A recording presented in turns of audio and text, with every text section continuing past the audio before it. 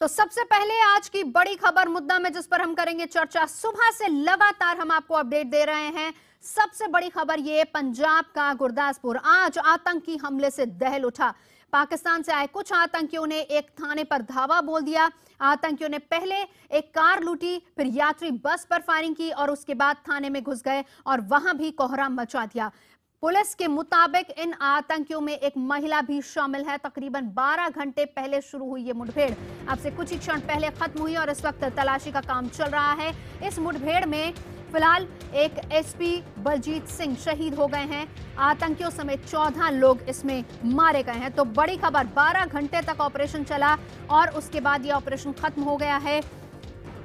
14 लोगों की इसमें मौत हुई है, 13 आम नागरिक हैं, एक आतंकी के ढेर होने की खबर आई है और एक एसपी शहीद हो गए हैं। सुबह 5:20 पर यह मुठभेड़ शुरू हुई थी।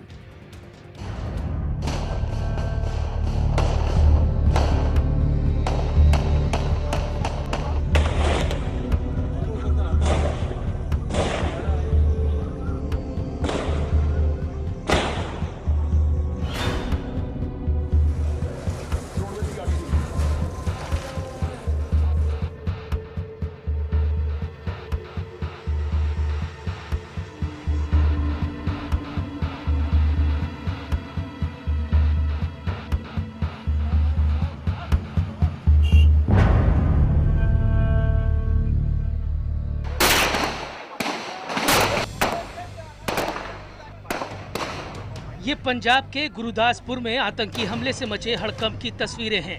दीवार की आड़ में पुलिस वाले मोर्चा लिए हुए हैं। सामने से आतंकवादी लगातार फायरिंग कर रहे हैं। कुछ आतंकी दीनानगर थाने में घुसे हुए हैं और पुलिस पर गोलियां बरसाई जा रही हैं। इसी फायरिंग में एसपी डिटेक्टिव बलजीत सिंह गोली लगने से शहीद हो गए।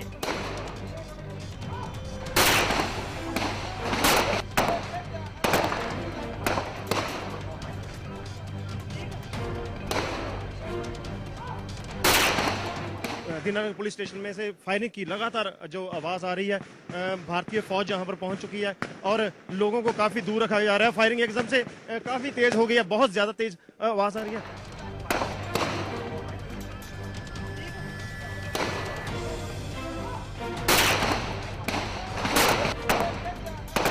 थाने पर कब्जा करने से पहले सेना की वर्दी में आए आतंकियों ने एक यात्री बस पर हमला किया था और फिर वो आकर थाने में छिप गए।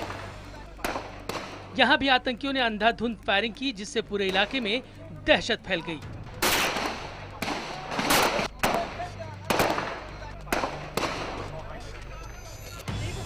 साढ़े 5 बजे से चल रहा है। स्पेशली 4-5 अप्रोक्सीमेटली बंदे आए थे और वो किसी की मारुति गाड़ी छीन कर तो सीधे अंदर थाने आ गए और उन्होंने अंधाधुंध फायरिंग की।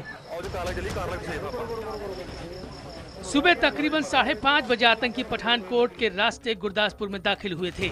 यहाँ उन्होंने एक ढाबे से कार लूट ली। इसके बाद आतंकियों ने जम्मू जा रही रोडवेज की बस पर फायरिंग की जिसमें एक शख्स की मौत हो गई।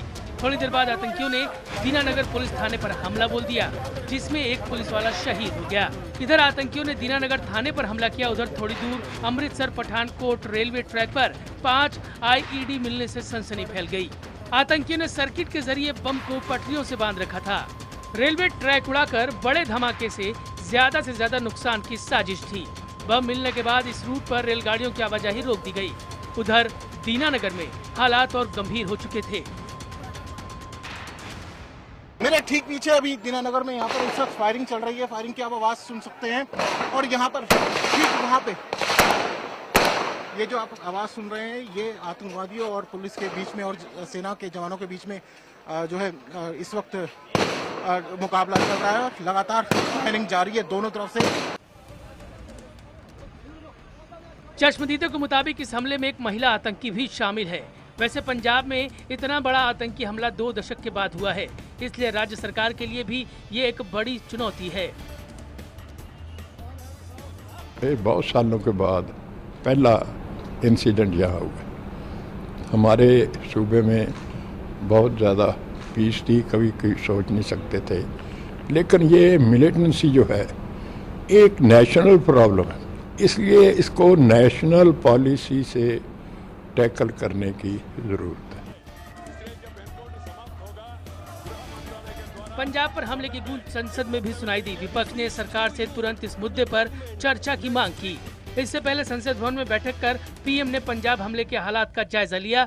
वहीं गृह मंत्रालय ने भी हमले के मद्देनजर उच्च स्तरीय बैठक की। बैठक में राष्ट्रीय सुरक्षा सलाहकार अजित डोवल समेत आईबी और रॉ चीफ ने भी हिस्सा लिया। सूत्रों के मुताबिक आतंकवादी पाकिस्तान के नरोवाल से घुसपैठ करके भारतीय सीमा में दाखिल हुए थे। आतंकियों के निशाने पर अमरनाथ यात्रा थी और वो लंगर के दौरान हमले की तैयारी में थे। सूत्रों के मुताबिक आतंकियों के तार लश्कर तैयबा से जुड़ रहे हैं। वैसे खुफिया एजेंसियों ने अमरनाथ यात्रा पर हमले का अलर्ट पहले ही जारी कर दिया था। इस हमले पर गृह मंत्री राजनाथ सिंह ने एक बार फिर पाकिस्तान को लताड़ लगाई।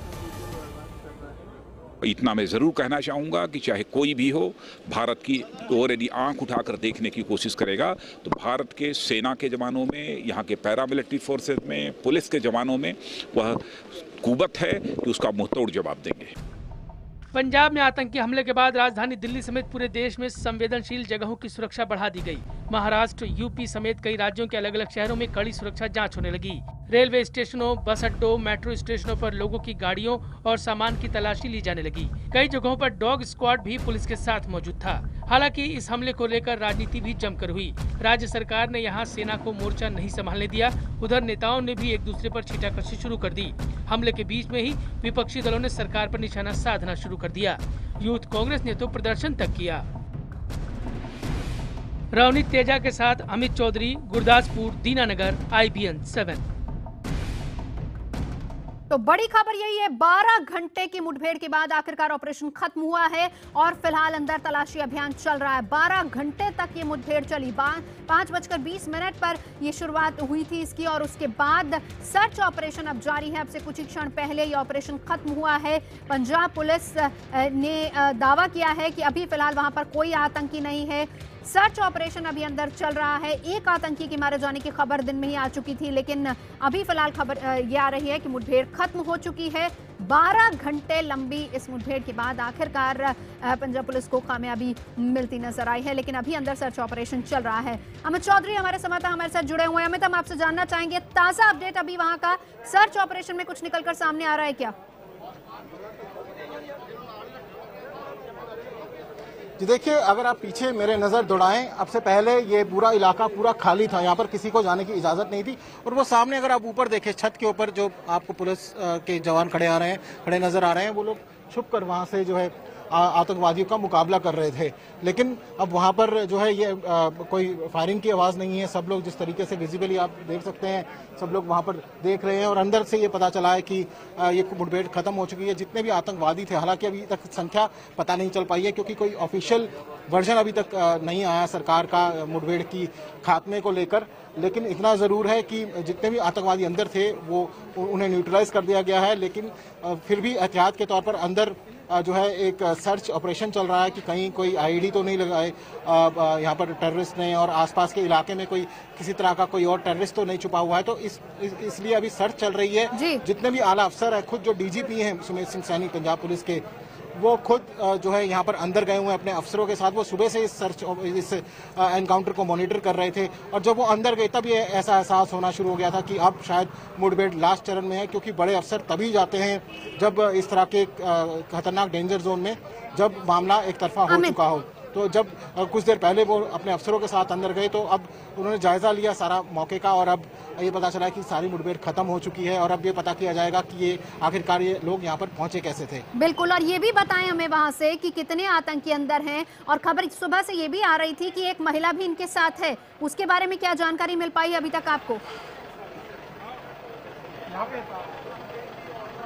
जी देखिए, एक घायल व्यक्ति था हॉस्पिटल में, उसने ये कहा था कि उसने बड़े पास से इन आतंकवादियों को देखा था जब गोली चल रही थी, वो उसे गोली लगी थी।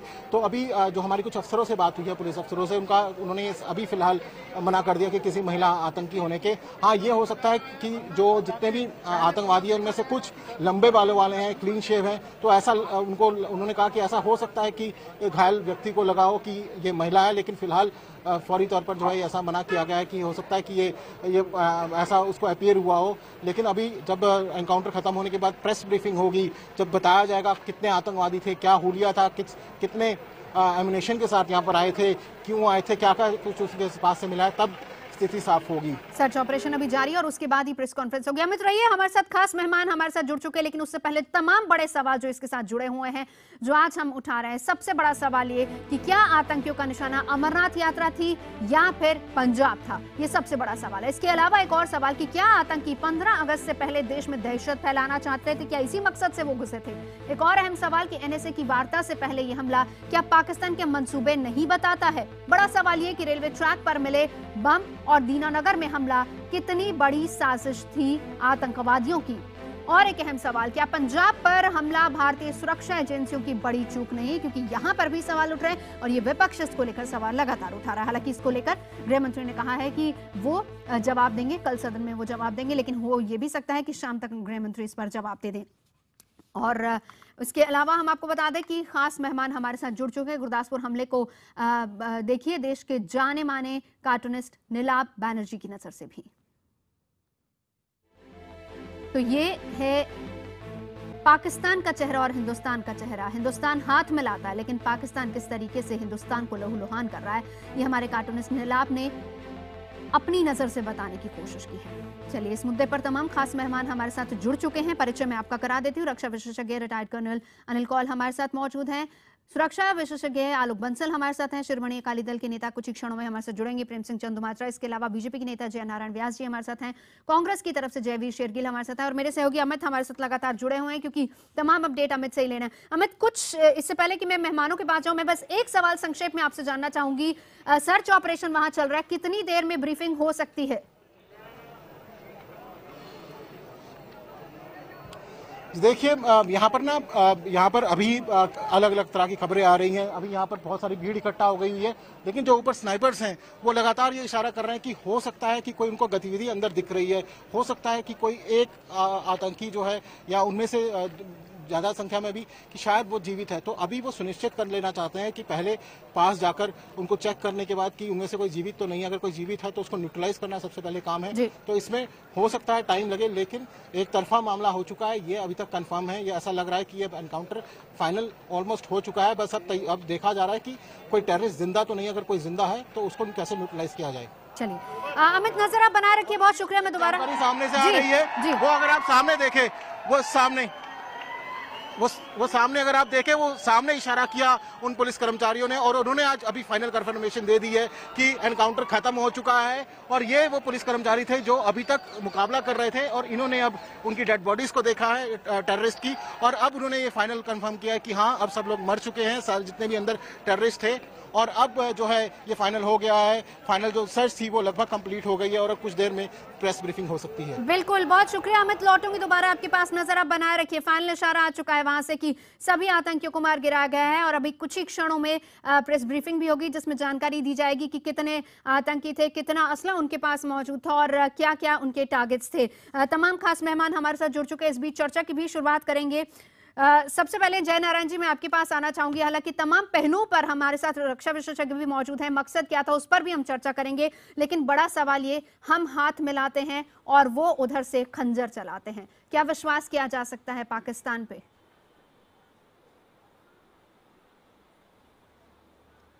देखिए, ये जो परिस्थिति है वो काफी अरसे से चलती आ रही है और मैं बिल्कुल आपसे सहमत हूं कि आप दोस्ती का हाथ बढ़ाते हैं और वो ये तरह की हरकतों से बाज नहीं आते। प्रयत्न दोनों ओर से हमारा रहना चाहिए कि हम एक ओर से जहां तक वार्ता आगे बढ़ाएं और दूसरी ओर से हमारी जो सेना वगैरह की मुस्तैदी के साथ काम करके, आजकल जो आतंकवाद है वो वैश्विक फिनोमिना बन चुका है। अगर अमेरिका जैसे देश में भी आतंकवाद अपना सर उठा सकता है तो हमारे यहाँ कहीं ना कहीं ये घटनाएं थोड़ी बहुत होती रहेगी। ये समझ के मैं तो आज अभिनंदन करना चाहूंगा पंजाब पुलिस का कि जिन्होंने करारा जवाब देके आतंकवादियों को वहां मार गिराया है। तो मैं मानता हूं कि ये घटनाएं तब तक घटेगी जब तक इनको मुंहतोड़ जवाब नहीं मिलता। तो हमें मुंहतोड़ जवाब देना चाहिए और हम मुंहतोड़ जवाब देंगे। वो माननीय गृह मंत्री जी ने भी और रक्षा मंत्री जी ने भी आज बिल्कुल स्पष्ट किया है। बिल्कुल जयवीर, 13 बार, एक महीने में 13 बार सीज फायर का उल्लंघन होता है। उसके बाद गुरदासपुर को निशाना बनाया जाता है, रेलवे ट्रैक पर बम बिछाए जाते हैं, एनएसए स्तर की बातचीत होने वाली है। उससे पहले ये सीजफायर का उल्लंघन, भारत पर हमला। कितना विश्वास किया जाए पाकिस्तान पर? नवजोत जी, उससे रत्ती भर भी विश्वास नहीं कर सकते, पर उससे पहले मैं कांग्रेस प्रवक्ता की हैसियत से बात रखूं। मैं एक पंजाब का निवासी, पंजाब से हूं, उस एक पंजाबी होने के नाते एक बात रखना चाहता हूं। आज का हादसा, आप जानते हैं, पंजाब बहुत भारी कीमत चुका के आतंकवाद से मुक्त हुआ था। आतंकवाद एक पूरी पीढ़ी खा गया पंजाब की, और आज 20 साल के बाद तकरीबन ऐसा हादसा हुआ है। तो एक मन में थोड़ा डर भी बैठ गया है, और सवाल भी क्या पंजाब दोबारा मिलिटेंसी की ओर जा रहा है? क्या स्टेट गवर्नमेंट अपना पूरा रोल निभा रही है, केंद्र सरकार निभा रही है कि नहीं? अब आपने पाकिस्तान की बात, और इसलिए मैं कहना चाहता हूं, आप कहेंगे आप राजनीति कर रहे हैं, पर अगर सरकार को सवाल पूछना राजनीति है तो हां, मैं कर रहा हूं। 3 इंटेलिजेंट रिपोर्ट्स थी, 5 सितंबर 2013, 22 अक्टूबर 2012, 2 जून 2014। पंजाब पुलिस की अपनी रिपोर्ट्स के आईएसआई बार बार, और जो ये पाकिस्तान के टेररिस्ट ग्रुप्स हैं, खालिस्तान टाइगर फोर्स के संपर्क में है। पंजाब में मिलिटेंसी रिवाइव करने के यत्न हो रहे हैं। मैं केंद्रीय और राज्य सरकार से पूछना चाहूंगा, इस इंटेलिजेंस रिपोर्ट के बावजूद क्या उन्होंने एहतियाती उपाय लिए? आज प्रकाश सिंह बादल ने बहुत सहूलियत से अपने हाथ झाड़ दिए, कह दिया नहीं, ये नेशनल पॉलिसी होनी चाहिए, ये सरहद इनको बचानी चाहिए थी। इंटेलिजेंस राज्य और केंद्रीय सरकार दोनों की जिम्मेवारी है, और उनको जवाब देना पड़ेगा। ठीक है जय नारायण जी, इसका जवाब दे पाएंगे, देना चाहेंगे आप? जयवीर शेरगिल ने बहुत इंपॉर्टेंट मुद्दे उठाए हैं कि 3 बार सुरक्षा अलर्ट की जानकारी मिल गई थी, लेकिन उसके बाद भी ना तो राज्य सरकार सतर्क हुई और ना ही केंद्र सरकार। देखिए जयवीर जी से मैं एक बात में सहमत हूं कि जहां तक सुरक्षा का सवाल है, चुस्ती मुस्तैदी बरतना का काम भी, जो जब इस तरह की सूचना मिलती है तो राज्य सरकार का होना चाहिए और रहा होगा। मगर ये हादसा हुआ इसलिए उन्होंने कहीं कोताही बरती है, ये वो तर्क पे चले जाना, मैं समझता हूं कि ये जहां जहां इस तरह की घटनाएं घटी है, आप बंबई का हादसा ले लीजिए, बंबई में भी आपको अलर्ट मिले थे, इंटेलिजेंस अलर्ट नहीं मिलते ऐसा नहीं है। इंटेलिजेंट अलर्ट मिलने के बावजूद भी एक आपके रक्षा विशेषज्ञ आपके साथ है, ये सिक्योरिटी का पहला प्रिंसिपल है कि danger to the life comes from the direction least expected.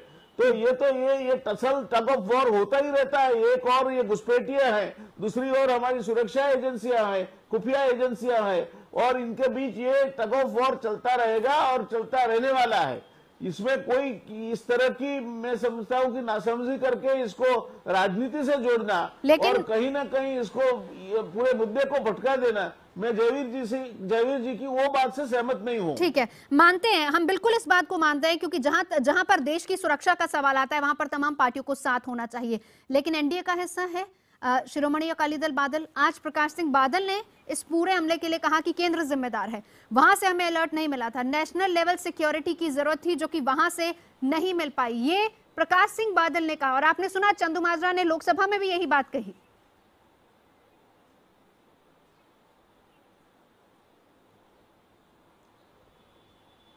देखिए, उन्होंने जो भी स्टेटमेंट दिए होंगे, उनकी सीमित जो इंफॉर्मेशन होगी तत्कालीन समय पे उसके दायरे में रह के दिए होंगे। तो मैं नहीं मानता ये कोई एक स्टेटमेंट फाइनल हो जाता है कि यही सही था। जब आगे चल के इसकी पूरी छानबीन होगी तब पता चलेगा कि क्या है और वास्तविकता में क्या बात खुल के निकली है। तो मैं नहीं मानता कि पंजाब पुलिस बिल्कुल सो रही थी। पंजाब पुलिस सतर्क थी और उन्होंने चुस्ती मुस्तैदी से काम लिया है।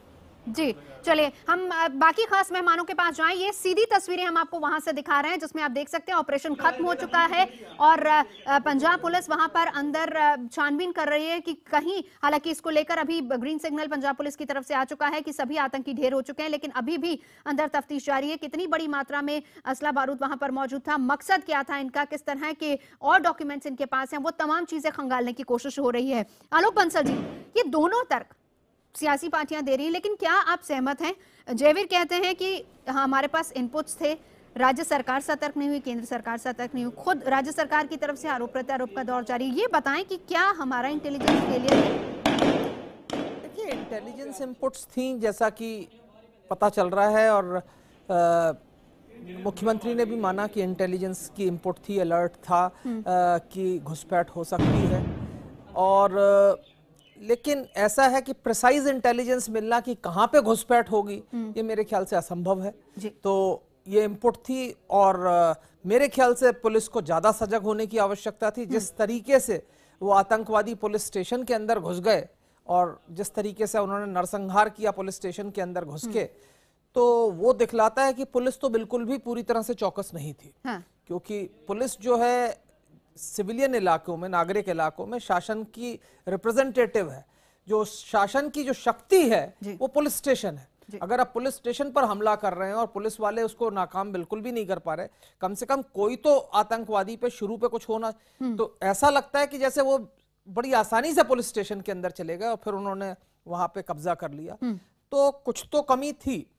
और अभी भी ये कहना कि ये कौन आतंकवादी थे और किस संगठन का इस पे हाथ है, मेरे ख्याल से थोड़ा प्रीमेच्योर होगा। कई लोग उसको लश्कर की बात कर रहे हैं, तो मैं इस बारे में थोड़ा अपना कमेंट रिजर्व करना चाहूंगा, क्योंकि कुछ गहरे संदेह हैं। जैसा कि जयवीर सिंह जी ने कहा कि कहीं पंजाब में दोबारा आतंकवाद सर तो नहीं उठा रहा, इसकी संभावना से इनकार नहीं किया जा सकता। दूसरी तरफ केपीएस गिल साहब ने ट्वीट किया है कि ISIS का विजिटिंग कार्ड है, उस संभावना से भी इनकार नहीं किया जा सकता, क्योंकि इस्लामिक स्टेट आज हमारे दरवाजे पर दस्तक दे रहा है। हमारे यहाँ से युवक जा रहे हैं। लेकिन वो पंजाब को टारगेट क्यों करेंगे फिर? देखिए, पंजाब को टारगेट करना यह है कि अगर कोई भी घुसपैठ होती है तो कश्मीर के अंदर ही अधिकांशतः घुसपैठ हो रही है, क्योंकि वहां पे एस्टैब्लिश्ड रास्ते हैं, लाइन ऑफ कंट्रोल है और उसके अक्रॉस घुसपैठ होती रही है।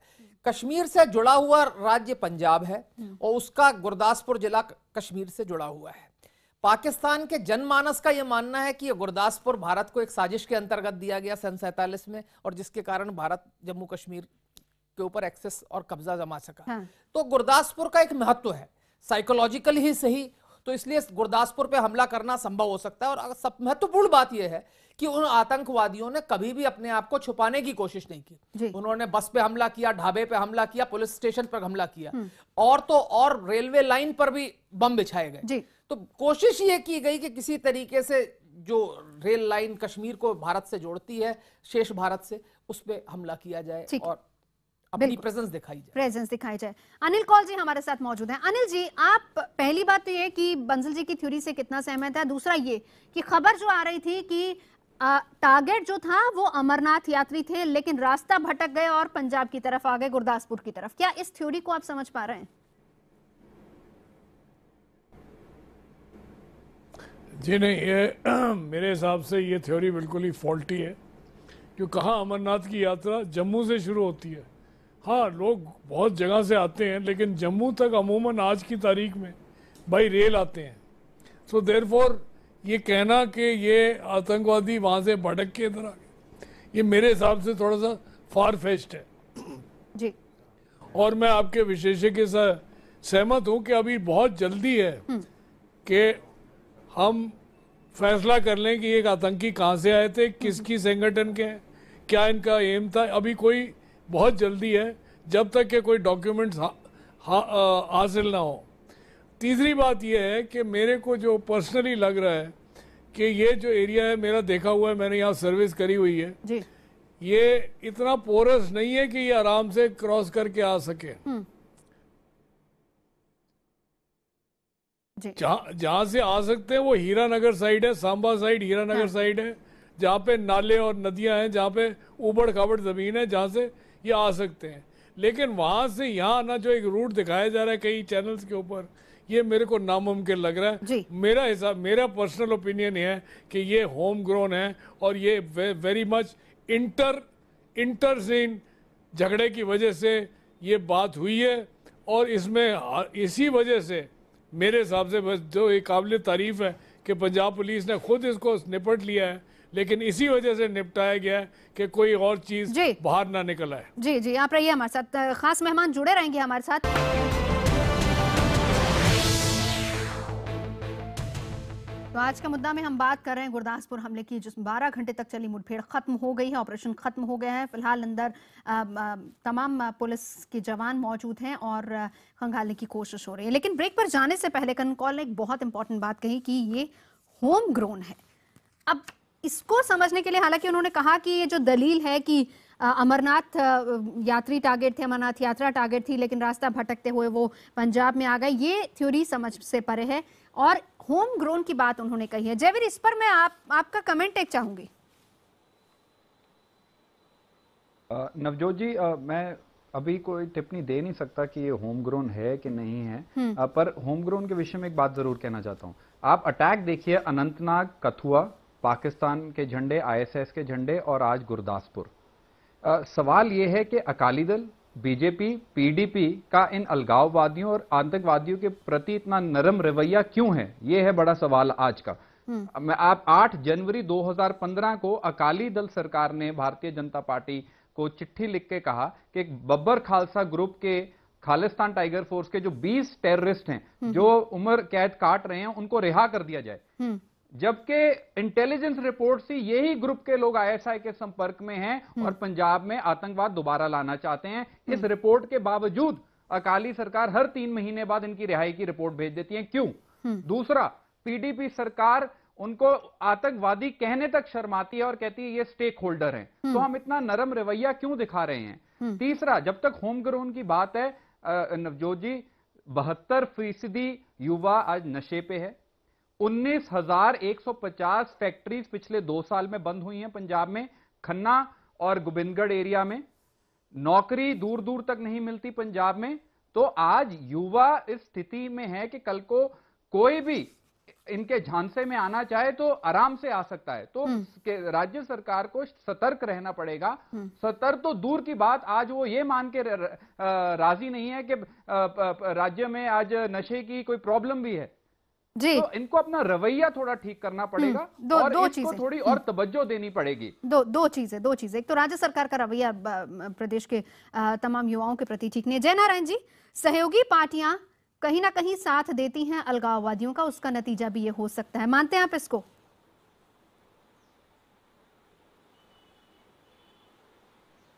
देखिए, वो उनकी राय रखने के लिए स्वतंत्र हैं। जहां तक भारत सरकार का सवाल है, भारत सरकार के अपने खुद के जो सोर्सेज है इंफॉर्मेशन और खुद की जो समझ है उसके मुताबिक निर्णय किए जाते हैं। तो चूंकि उन्होंने ये बात कही इसलिए वो जिम्मेवार है और ये होम ग्रोन टेररिज्म की दिशा में भी अंगुली निर्देश करता है। मैंने पहले भी कहा था कि जब तक इसकी पूरी छानबीन न हो जाए, इसकी पूरी बात समझ न ली जाए, तब तक किसी भी तरह का तर्क आगे करके कहीं भी इसको राजनीतिक रंग देना नासमझी होगी और ये नहीं करना चाहिए। अब मैं जयवीर जी की दूसरी बात पे आऊं कि क्यों ये लोग अभी ही आईएसआई से लेकर बाकी के लोग क्यों एक्टिव हो रहे हैं। सही बात है जयवीर जी आपकी, क्योंकि एक आपको और हमें मानना पड़ेगा कि कोई एक ऐसी शक्ति या सत्ता पाकिस्तान में बैठी है जिसको भारत और पाकिस्तान अमन के राह पे चले वो मंजूर नहीं है और वो डिस्टर्बेंस करती रहेगी, करती आई है, वो पहले भी करती थी, आज भी करती है। और उसका मतलब ये नहीं, अगर आज अमेरिका और क्यूबा अपनी पुरानी दुश्मनी भूलकर एक हो सकते हैं, जर्मनी की दीवार दे जा सकती है, तो वार्ता तो चालू होनी चाहिए, चालू रखनी चाहिए और साथ में साथ चुस्ती मुस्तैदी से हमारी संरक्षण व्यवस्था भी ठीक से होनी चाहिए। तो ये दोनों बातें साथ साथ चलती रहेगी और एक दिन इसमें से कुछ ना कुछ नतीजा निकलेगा। ये आशा के साथ राजनीति चलती है, राजनीति कभी किसी उत्तर को नाम में नहीं लेती। ठीक है, इसी उम्मीद के साथ बातचीत को आगे बढ़ाने की बात आप कर रहे हैं, लेकिन इस बीच एक और अपडेट आ रहा है, हम आपको बता दें। 9 लोगों की मौत हुई है, जिसमें खबर ये आ रही है कि 3 आतंकी हैं, 3 पुलिस वाले हैं और 3 सिविलियंस हैं जिनकी इसमें मौत हुई है। ये अभी अपडेट आया है। हालांकि अब से कुछ ही क्षणों बाद एक प्रेस ब्रीफिंग भी होगी जिस पर हम आपको लिए चलेंगे। आलोक जी, आप सहमत हैं इस बात से? हम जब बातचीत करते हैं उसी वक्त इस तरह की हरकतें बहुत ज्यादा हो जाती हैं। 1 महीने में 13 बार सीज फायर का उल्लंघन, यहां पर टारगेट, और कर्नल कौल का ये कहना कि ये दूसरी थ्योरी जो साथ में दे रहे हैं कि ये होम ग्रोन है। देखिए, ये अच्छी तरह से हमें समझना चाहिए कि आज पाकिस्तान के अंदर एक अंदरूनी द्वंद्व चल रहा है। पाकिस्तान की सेना आज आतंकवादियों से लड़ रही है। पाकिस्तान की सेना के अंदर काफी ऐसे तत्व हैं जो आतंकवादियों से जुड़े हुए हैं। अगर आप देखें, पाकिस्तान की सेना के अंदर कम से कम 2 दर्जन ऐसे हमले हुए हैं जिसमें सैनिक अधिकारी और सेना के लोग शामिल थे। नौसेना का एक जहाज उन्होंने कैप्चर करने की कोशिश की। तो ये जो तत्व जो आतंकवादियों से जुड़े हुए हैं, ये इस वक्त चाहते हैं कि किसी भी तरह से भारत और पाकिस्तान के बीच में झड़प हो, जिससे कि जो सेना का दबाव अभी आतंकवादियों के ऊपर वजीरिस्तान पे है वो कम हो। और इसके लिए आप ये देखते हैं ये कि सोच तो शुरू से रही। जयनारायण जी बिल्कुल सही कह रहे हैं, ये चाहे जब भी हाथ बढ़ाने की कोशिश की गई तब इसी तरह की सोच वहां से सामने इस तरीके की कोशिशें चलती रहती हैं, क्योंकि ये तत्व जानते हैं कि अगर भारत और पाकिस्तान के बीच में मैत्रीपूर्ण संबंध हो गए तो पाकिस्तान जो अब कुछ समय से समझ गया है कि इस तरीके के अपने पिछवाड़े में सांप पालने से फायदा नहीं होता, वो अब उनको कुचलने की कोशिश करेगा। तो ये हमेशा से कोशिश हो रही है। अभी कुछ कहना कि ये कौन थे, किसने भेजा था, पाकिस्तान से आए थे, होम ग्रोन थे, मेरे ख्याल से बड़ा प्रीमेच्योर है। बिल्कुल। एक कर्नल कॉल आपसे सवाल जानना चाहूंगी, क्योंकि सुबह ये बात आ रही थी कि एनएसजी को बुलाया गया, सेना को बुलाया गया, एनएसजी को वापस भेज दिया गया कि जरूरत नहीं है, सेना को कहा गया कि आप अलर्ट पर रहिए, लेकिन ऑपरेशन पूरा पंजाब पुलिस ने संभाला।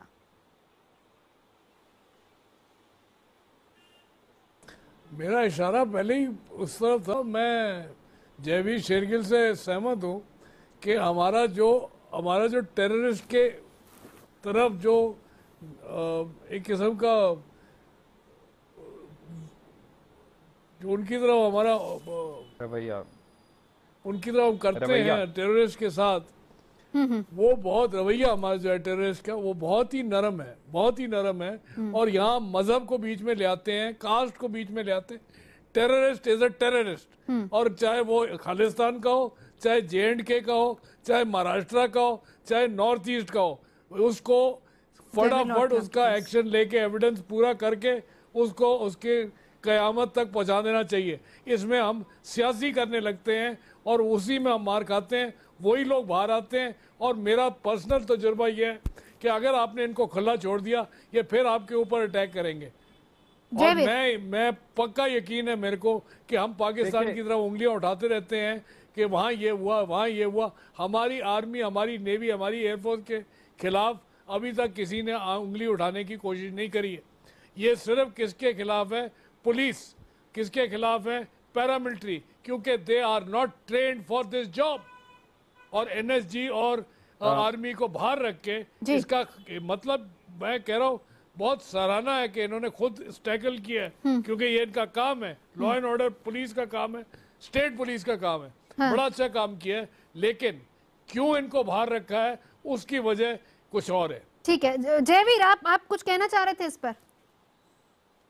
नवजोत जी, दो बातें कहूंगा बहुत। सबसे पहले आज हम ये बदल नहीं सकते कि हमारा पड़ोसी पाकिस्तान है और उसके आगे अफगानिस्तान है। वो उनकी नीयत साफ नहीं है, ये हमें मान के चलना पड़ेगा। पर अहम बात है हम क्या संदेश दे रहे हैं इन लोगों को, इन आतंकवादियों को, इन अलगाववादियों को। अगर आसिया अंद्राबिया झंडे लहरा रही है, डाल देते हैं। नहीं मैं उनका सहमत नहीं, एक मिनट सर, नहीं करता हूं पाकिस्तान। एक मिनट सर, हम बड़ी आसानी से ब्लेम डाल देते हैं। पूरी बात नहीं, वो अपनी बात कह रहे हैं। ठीक है कर्नल कॉल, जयवीर अपनी बात रखिए जरा। What is happening inside? ठीक है, हाँ बिल्कुल, उसको भी देखना चाहिए। जयवीर जी, दूसरा, अगर आसिया अंद्राबिया झंडे लहरा रही है तो आज वो जेल में क्यों नहीं है? अगर ISS के झंडे लहराए जा रहे हैं तो क्यों लहराए जा रहे हैं? आज पाकिस्तान की तरफ, पंजाब की तरफ क्यों निशाना ताना गया है? तो तीसरा, आज हम आतंकवादियों की पहरवाई क्यों कर रहे हैं? क्यों हम खालिस्तान के साथ जुड़े लोगों को जेल से रिहा करवाना चाहते हैं? और चौथा, ISS का प्रोग्राम है chosen few of different lands, जो वो रिक्रूटमेंट करते हैं फ्रांस से 800, इंग्लैंड से हजारों की तादाद में। तो चाहे वो कांग्रेस हो, भारतीय जनता पार्टी हो, आज जो अंतर्राष्ट्रीय स्तर पे माहौल है, जो ISS का प्रभाव है, जो पाकिस्तान अफगानिस्तान का है, हम सबको सतर्क रहना पड़ेगा, राजनीति नहीं करनी पड़ेगी। पर अहम बात है हम अपने युवाओं को बचा के रखें, पूरी पीढ़ी या नशों से बचाएं, नौकरियां दें। और खासकर पंजाब, आपको जान के हैरानी होगी, आज पंजाब रेजिमेंट, सिख रेजिमेंट के पास युवा नहीं है। मुझे शर्म आती है कहते हुए, मैं पंजाबी हूं, कि रिक्रूटमेंट करने के लिए पंजाबी युवा नहीं है, क्योंकि उनका कद, छाती इतनी नहीं है, क्योंकि वो नशों के शिकार हो गए हैं। तो आज बहुत नाजुक स्थिति से पंजाब गुजर रहा है। अकाली दल को जागना चाहिए, उसका जल्दी कुछ करना चाहिए, नहीं तो एक और पीढ़ी हम नशे या आतंकवाद को दोबारा खो देंगे। क्या बंसल साहब, क्या एक सॉफ्ट टारगेट भी हो सकता है, क्योंकि जानते हैं हम कि हालत क्या होती जा रही पंजाब की? कोई शक की बात नहीं है कि पंजाब में नशे का जो जहर है वो काफ़ी तेज़ी से फैल रहा है और इसके ऊपर कदम उठाने की आवश्यकता है। और पिछला कुछ समय से जो राज्य सरकार है वो कुछ प्रो खालिस्तानी स्टेटमेंट्स उसने दी हैं, जैसे कि ये कहा कि उन्होंने कहा कि जो बब्बर खालसा के जो आतंकवादी हैं जो पंजाब से बाहर सज़ा काट रहे हैं उनको पंजाब में शिफ्ट किया जाए, या जिनको फांसी की सज़ा हो गई है उनको माफ़ कर दिया जाए। तो इस तरीके के कदम क्यों लिए, इसके बारे में आप जानते हैं सियासी कारण क्या थे इसके? महाराष्ट्र के चुनाव के बाद उनको लगा कि शायद भारतीय जनता पार्टी कहीं उनका भी शिवसेना जैसा हाल ना कर दे और वो डिफेंसिव माइंडसेट पे आ गए। पर ये राष्ट्र हित में नहीं था जो उन्होंने किया। और अगर पाकिस्तान में कोई बैठा है जो भारत विरोधी तत्व है, तो जो जम्मू में हुआ और जो यहाँ हुआ, उसके बाद उनको ये लगने लगा होगा कि ये शायद मौका आ गया है पंजाब में फिर से आतंकवाद को शुरू करने की, जो जंग है उसको शुरुआत की जा सकती है। जय नारायण जी, सहमत हैं आप इस बात से? देखिए, मैं जयवीर जी की दो बातों के साथ तो सहमत हूँ। पहली बात यह है कि ये जो नशे के सामने जंग की बात है, मैं पूर्णतः सहमत हूँ। ये बहुत गंभीर परिस्थिति है और युवा धन इस तरह से युवा पीढ़ी बर्बाद हो रही हो तो उसके सामने सख्त से सख्त कार्रवाई करके और I can't disclose this name. It is just for the service of nation. Operation was successful. Yes. These can't be told. Difficulties are always there, but with the help of our training and the senior officers, we did it successfully. Yes, thank you very much. तो ये सीधी तस्वीरें हम आपको दिखा रहे हैं। Operation खत्म हो चुका है और किस तरीके से उसके बाद, हालांकि अंदर सर्च ऑपरेशन भी खत्म हो गया और कुछ ही क्षणों में हम इंतजार करेंगे ब्रीफिंग का भी। सर, मेरा नाम कपिल कुमार। कपिल जी, ऑपरेशन की बात करें, किस तरह की मुश्किलें आई आपको ऑपरेशन में? सर, मुश्किलें तो चलो थोड़ी बहुत आती रहती हैं सर। हमें मतलब पहले ये कंफर्म नहीं था कितने आदमी हैं, बाद में ये कंफर्म हो गया हमें और उसके बाद हमने अपना ऑपरेशन शुरू किया और कंप्लीट हुआ। कामयाबी किस तरह से मिली? कामयाबी तो सर सुबह से लगे हुए थे, अब हमें कामयाबी मिली जब हमने पूरी रैकी की, बिल्डिंग की, रिस्क पे रैकिंग की, क्योंकि किसी का पता नहीं कहाँ पे बैठा हो, क्या कर रहा हो, हमारी पोजीशन कहाँ पे है। कंप्लीट। Thank you sir. तो चलिए, सुरक्षा बल जिन्होंने इस पूरे ऑपरेशन को अंजाम दिया उनके साथ बातचीत कर रहे थे और उन्होंने कहा कि मुश्किल था ऑपरेशन क्योंकि टारगेट पता नहीं था और उसके बाद जब रेकी करने के बाद टारगेट्स पता चले तो उसके बाद इसको अंजाम दिया गया पूरी तरह से और सभी आतंकियों को मार गिराया गया है। और अब से कुछ ही देर में एक ब्रीफिंग भी शुरू होने वाली है जिस पर लगातार हमारी नज़र रहेगी क्योंकि उसमें पता चलेगा कि आखिर टारगेट क्या था आतंकियों का और साथ ही साथ कितनी बड़ी तादाद में ये लोग आए थे और कितनी बड़ी तादाद में असला बारूद इनके पास है। जय नारायण जी, आपका जवाब मैं लूं।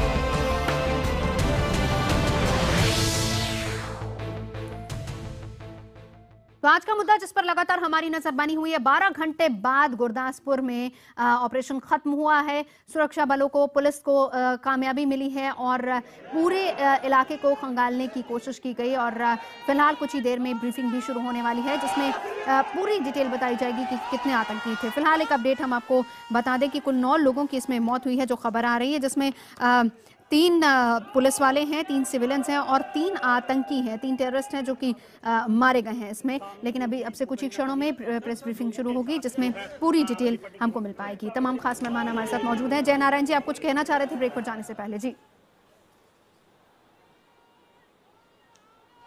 जी, नवजोत जी, मैं ये कह रहा था कि 2 चीजें जो कही शेरगिल जी ने उसके साथ मैं सहमत हूँ। नशे का जो प्रश्न है वो मैं समझता हूँ राष्ट्रीय दुश्मन है, उसको जल्द से जल्द जितना हो सके खत्म करना चाहिए। वो युवा धन को नष्ट कर रहा है, उसमें कोई दो राय नहीं है। दूसरी बात जो उन्होंने कही वो भी सही है, मगर उसकी जड़ें तक जाना होगा। जो गत 10 साल में हमारे देश में वृद्धि हुई, जीडीपी ग्रोथ की बात हम करते रहे, मगर जीडीपी ग्रोथ के साथ जो एम्प्लॉयबिलिटी इंडेक्स है वो करीब करीब 0 हो गई, यानी कि हम जॉबलेस ग्रोथ की परिस्थिति में पहुंच गए। और आज पूरे देश में, पंजाब का प्रश्न नहीं है, पूरे देश में प्रश्न यह है कि जो 3 पढ़े लिखे हैं, ग्रेजुएट्स हैं, उनमें से एक अंडर एम्प्लॉयड है, एक एम्प्लॉयड और एक अनएम्प्लॉयड है, यानी कि 3 में से 2 जो पढ़े लिखे लोग हैं आज निराशा में जी रहे हैं। तो ये आज के हमारे सामने सबसे बड़ी चैलेंज है। और जो जीडीपी का रुख बदला है, अभी सर्विस सेक्टर जो बढ़ रहा है उसको देखते हुए प्रधानमंत्री जी ने जो स्किल मिशन की बात कही है, हाँ। मैं समझता हूँ आज तक हमने उस दिशा में ध्यान नहीं दिया है, उससे ही एम्प्लॉयमेंट बढ़ सकता है। जयवीर, उस दिशा में ध्यान देना जयवीर, ये हालत सिर्फ पंजाब की नहीं पूरे देश की यह हालत है और उन्होंने जय नारायण जी सीधे तौर पर कह रहे हैं कि ये पिछले 10 साल की जीडीपी का असर है।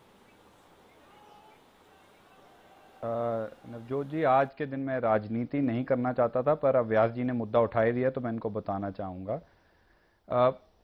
पंजाब की एम्प्लॉयमेंट का रेट जो स्टेट लॉ, जो राज्य के सरकार के नीचे सीधा आता है, ज़मीन का मसला हो, वैट का मसला हो, एक्साइज का मसला हो, जो 19,000 फैक्ट्रीज बंद हुई हैं पंजाब, अकेले पंजाब में, वो केवल राज्य सरकार की जो कमी रह गई है उसकी वजह से। ये एक रिकॉर्डेड रिपोर्ट है, सरकार खुद मानती है, मैं इनको रिपोर्ट भिजवा दूंगा। दूसरा बात कांग्रेस वर्सेस बीजेपी नहीं है। हाँ, पंजाब, हाँ मैं नहीं, पंजाब कांग्रेस का नहीं, पंजाब बीजेपी का नहीं, पंजाब अकाली दल का नहीं, और बाकी राज्य भी, राजनीतिक दल आते जाते रहेंगे। बात है कि हम सबको मिलकर सतर्क रहना पड़ेगा। अगर जो सही प्रॉब्लम है उसकी जड़ तक जाना पड़ेगा, उसको डिसमिसिव नहीं होना पड़ेगा। चौथा, राजनीति और में नहीं पढ़ के उससे ऊपर उठ के इसका सोल्यूशन ढूंढना पड़ेगा। जब पंजाब में नशे की बात आती है, कांग्रेस ने किया था, अकाली दल ने किया था, हाँ। पर वो प्रॉब्लम को हटाना कहते हैं, इसकी कोई बात नहीं कर रहा। उसी पर चर्चा होनी चाहिए। फिलहाल ये सीधी तस्वीरें हम आपको दिखा रहे हैं दीनानगर से ही, जहां पर ऑपरेशन खत्म हुआ है। पुलिस के तमाम जवान वहां पर मौजूद हैं और अब से कुछ ही क्षण पहले हम सुन रहे थे जो स्वायत्त के जवान हैं, उन्होंने भी बताया कि किस तरीके से उन्होंने इस ऑपरेशन को अंजाम दिया। क्या कहना था उनका, आइए एक बार फिर से सुनवा देते हैं। These can't be tell, difficulties are always there, but with the help of our training and the senior officers, we did it successfully. कामयाबी तो सर सुबह से लगे हुए थे, अब हमें कामयाबी मिली जब हमने पूरी रैकी की, बिल्डिंग की, रिस्क पे रैकिंग की, क्योंकि किसी का पता नहीं कहाँ पे बैठा हो, क्या कर रहा हो, हमारी पोजीशन कहाँ पे है। चलिए, टारगेट्स फिलहाल पता नहीं थे, लेकिन जैसे ही टारगेट्स पता चले और उसके बाद ऑपरेशन को शुरू किया गया और एक एक करके कामयाबी मिलती गई और फिलहाल 12 घंटे के बड़े ऑपरेशन के बाद इसको सफलता मिली है और ये ऑपरेशन अपने अंजाम तक पहुंचा है। कुछ ही क्षणों में प्रेस कॉन्फ्रेंस होगी जिसमें डिटेलिंग इसकी बताई जाएगी और जिस तरीके से तमाम खास मेहमान भी हमारे साथ मौजूद हैं, कह रहे हैं। और आपको बता दें कि गृह मंत्री से जवाब आज सदन में भी मांगा गया था और उन्होंने कहा कि वो कल इस पर जवाब देंगे, लेकिन हो सकता है कि राजनाथ सिंह आज शाम तक इस पर जवाब दे दे, लेकिन जांच होगी उसके बाद ही पता चल पाएगा कि क्या टारगेट था आतंकियों का और कहां से होते हुए वो पहुंचे। हमारे साथ जय नारायण जी भी मौजूद हैं और जयवीर हमारे साथ मौजूद है। जय नारायण जी, सियासत नहीं होनी चाहिए ये तो आप भी कह रहे हैं, लेकिन एक बात जो कर्नल कॉल उठा कर गए हैं वो भी बहुत इंपॉर्टेंट है कि अगर हम इस पूरे मामले को देखें तो ये होम ग्रोन है। क्या आप इस थ्योरी से सहमत हैं? देखिए, मैंने पहले भी कहा था नवजोत जी कि किसी भी तर्क पे एक जोर लगाकर कूद पड़ना बिना तहकीकात हुए, मैं समझता हूँ नासमझी और जल्दबाजी होगी और इसके जो परिणाम है, अगर एक तर्क पे हम चले जाते हैं वही लाइन पे और मान लेते हैं कि यही रूट से आया है, तो मैं समझता हूँ कि हम अपने आप को दूसरी जो पॉसिबिलिटीज है उसकी ओर हम अपने आप को अंधा कर देते हैं। तो तहकीकात होने दो, दूध का दूध पानी का पानी जो भी है सतह पे आ जाएगा और उसके बाद जो बात है उसको समझ के चलना चाहिए आगे। आतंकवाद की जो समस्या है कहीं की भी हो, उससे हमें वो एक बात कही गई कि न इसको धर्म है, न जात है, न रिलीजन है, उसको सख्ती से हमें निपटना पड़ेगा। बिल्कुल बिल्कुल सही। आप सहमत हैं इससे शेरगिल साहब, आप सहमत हैं इससे?